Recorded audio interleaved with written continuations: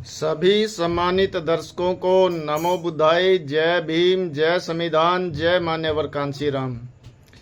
सम्मानित दर्शकों, आप देख रहे हैं भी इन दिनों पूरे भारत में जो एससी समाज है, ओबीसी समाज है, आदिवासी समाज है, उस पर जो शोषण है, अत्याचार है, दिन प्रतिदिन बढ़ता जा रहा है।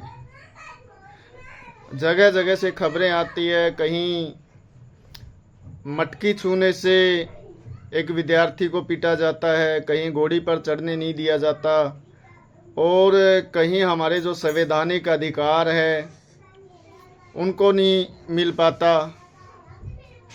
बहुत सारी घटनाएं ऐसी घटने लग रही है कि घर में ही हत्याएं तक की जा रही है, लेकिन कोई सुनवाई नहीं है। इसके पीछे क्या कारण है?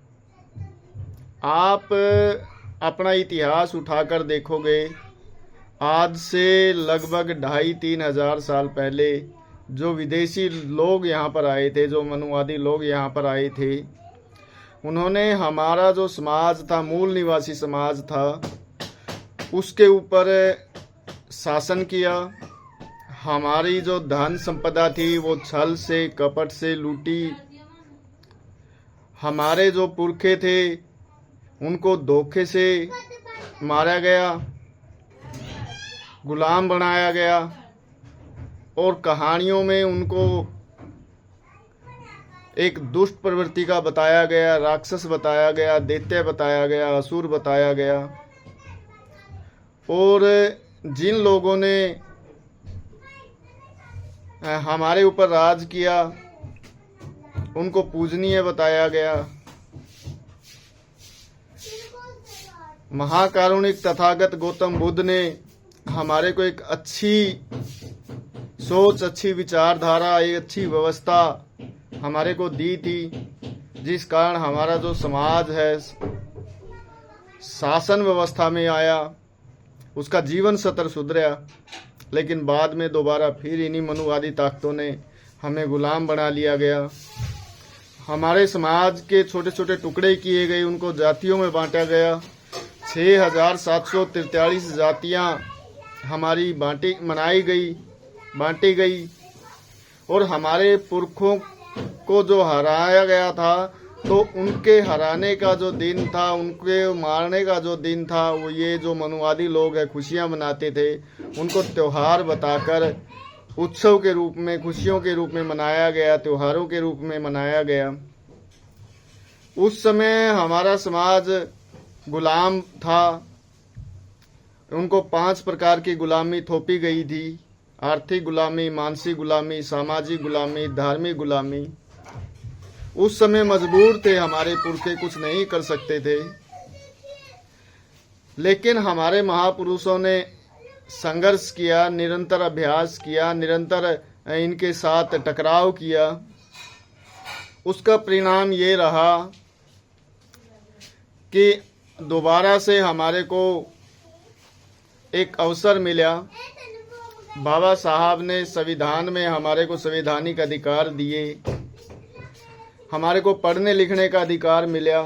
हमारे जो शोषण है होता था, आज हम अपने न्याय की मांग कर सकते हैं। एक व्यवस्था बनाई गई थानों की, तहसीलों की, कोर्टों की, वे हमें न्याय मिलेगा। लेकिन वो धीरे धीरे सारी व्यवस्थाएं खत्म होने लग रही है। संविधान में ऐसे ऐसे प्रावधान किए जा रहे हैं, सारी की सारी ताकतें दोबारा से इन मनुवादी लोगों के हाथों में जा रही है, पूंजीवादी लोगों के हाथों में जा रही है। अगर आज भी हमारा जो समाज, ओबीसी समाज, एससी समाज, एसटी समाज नहीं जागरूक हुआ, तो गुलामी ज्यादा दूर नहीं है। अगर ये संविधान की जगह दोबारा से मनुस्मृति का राज आ गया, दोबारा से कोई लड़ने वाला बचेगा नहीं। ये लोग ऐसी व्यवस्था करने लग रहे हैं। आपको जितने भी अधिकार मिले थे उनको रोकने के लिए आपको वोट का अधिकार दिया गया था कि आप सत्ता में अपने लोगों को पहुंचाइए। लेकिन किस तरीके से ऐसे षड्यंत्र रचे जा रहे हैं। हमारे समाज से ही कुछ गद्दार लोगों को ये लोग अपने पक्ष में मिला लेते हैं लालच दे करके। या और बहुत सारी इनके पास व्यवस्थाएं होती है। जब ये हमारे समाज के लोगों को अपनी गोदी में बिठा लेते हैं तो हमारा समाज दोबारा से लाचार हो जाता है। आज हम देख रहे हैं कि सत्ता से कोसों दूर है, हम संगठित नहीं है।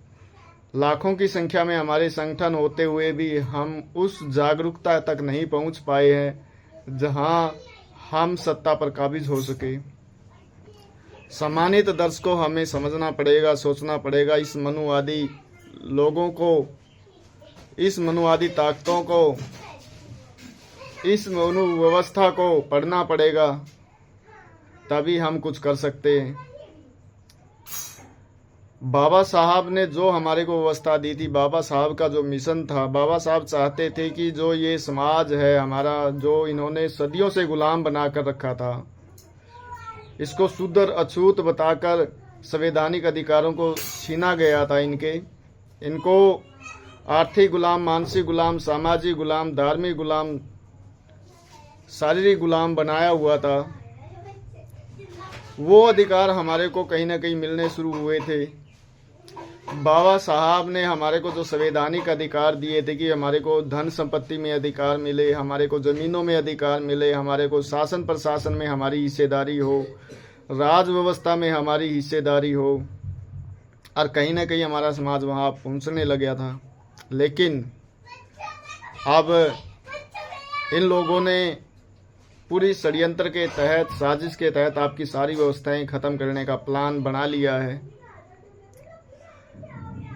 अगर अब भी आप नहीं जागे तो आने वाली जो आपकी पीढ़ी है आपको गद्दार कहेगी कि जब ये अधिकार छीन रहे थे, जब सब कुछ खत्म होने लग रहा था, तो समाज क्या कर रहा था, आप लोग क्या कर रहे थे।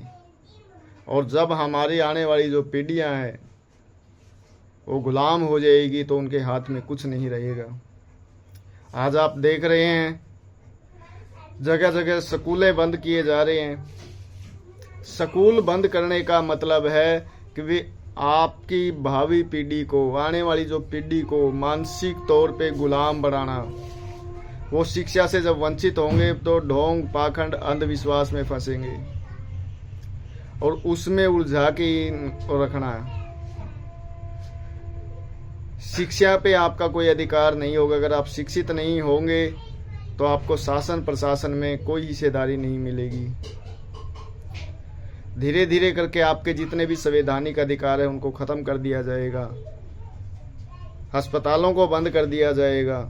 अगर आप बीमार हैं, आपके पास किसी भी प्रकार की कोई भी आपको तकलीफ है, अगर आप उसका इलाज करवाना चाहे तो वो लाखों में, हजारों में होगा। आप मजबूर हो जाएंगे कि आप बीमारी से तड़प तड़प कर मर जाएंगे, लेकिन आपको अच्छा इलाज नहीं मिल पाएगा।